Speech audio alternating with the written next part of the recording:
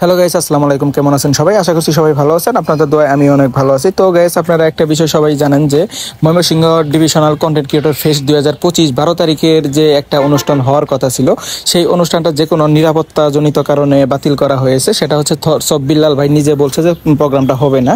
যার কারণে হচ্ছে আমরা যেহেতু আমাদের জামালপুর জেলার হচ্ছে ভাই হোসেনের মাধ্যমে আমরা যে মানে আবেদন করছিলাম, রেজিস্ট্রেশন করছিলাম।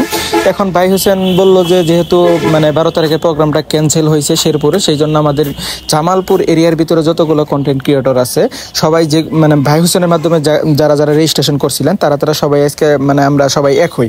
পরে ভাই হোসেন গ্রুপে মেসেজ দিল, চলেন আমরা 12 তারিখে হচ্ছে জামালপুর মেলান্দহর ডেফলা ব্রিজের নিচে আমরা সবাই মানে আমরা এই জামালপুরের যতগুলো কন্টেন্ট ক্রিয়েটর আছি সবাই আমরা এক হয়ে একটা মানে মিটিং করি।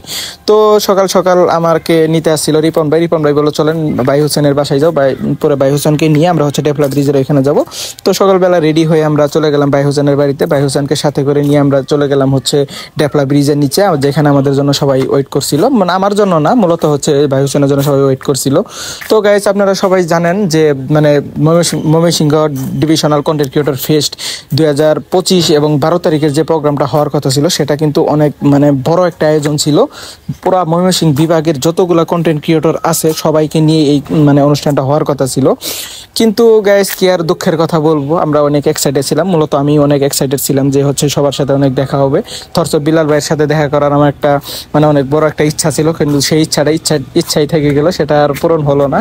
তবে দেখা যাক, ভাই হুসেন বললো যে আমরা আজকে হচ্ছে থরসব বিলাল ভাইয়ের এখানে যাব, যাওয়ার পরে হচ্ছে নাসা ভাই থরসব বিলাল ভাইকে নিয়ে দেখি জামালপুর আমাদের এখানে একটা প্রোগ্রাম করা যায় কিনা।